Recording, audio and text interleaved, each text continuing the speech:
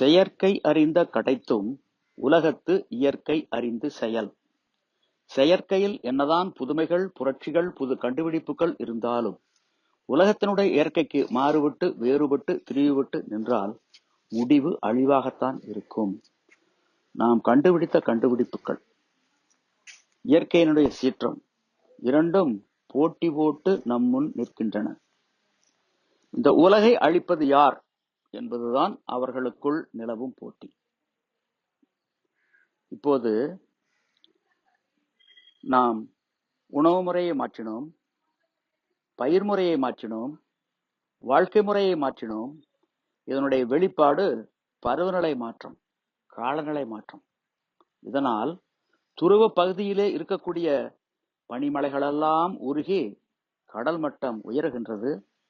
சென்னை போன்ற கடற்கரை நகரங்கள் இன்னும் 50 ஆண்டுகளில் நீரில் மூழ்குமென அறிவியல் ஆய்வாளர்கள் கூறுகின்றார்கள். அந்த நிலை இந்த உலகிற்கு வந்துவிடக் கூடாது. ஆகவே பண்புடையார் பட்டுண்டு உலகம் அகுதின்றேல் மண்புக்குள் மாய்வது மண்.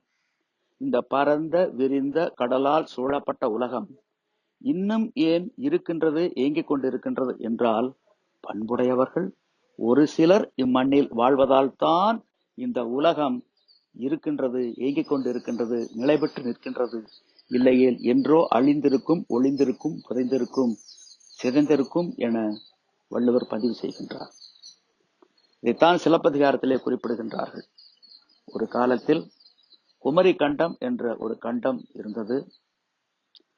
அந்த கண்டமானது இப்போது இருக்கக்கூடிய ஆஸ்திரேலியாவில் இருந்து தென்னாப்பிரிக்கா வரை நீண்டு பறந்து விரிந்து இருந்தது. இதில் வாழ்ந்தவர்கள் தமிழர்கள். அந்த கண்டம் காலப்போக்கில் காணாமல் போனது. இதைத்தான் சிலப்பதிகாரத்தில் இளங்கோவடிகள் பதிவு செய்கின்றார்கள். பகுருளி ஆற்றுடன் பன்மலை அடுக்கத்து குமரி கோடும் கொடுங்கடல் கொள்ள. குமரி கண்டத்தை கொடிய கடல் கொண்டு விட்டதாக எழுதுறாரு. அந்த காலகட்டத்தில் இமயமலை கடலாக இருந்திருக்கின்றது, இப்போது மலையாக உயர்ந்து நிற்கின்றது. இந்த மாற்றம் இனி இந்த உலகத்துக்கு இது போன்ற ஒரு மாற்றம், ஒரு பேரழிவு வந்துவிடக் கூடாது.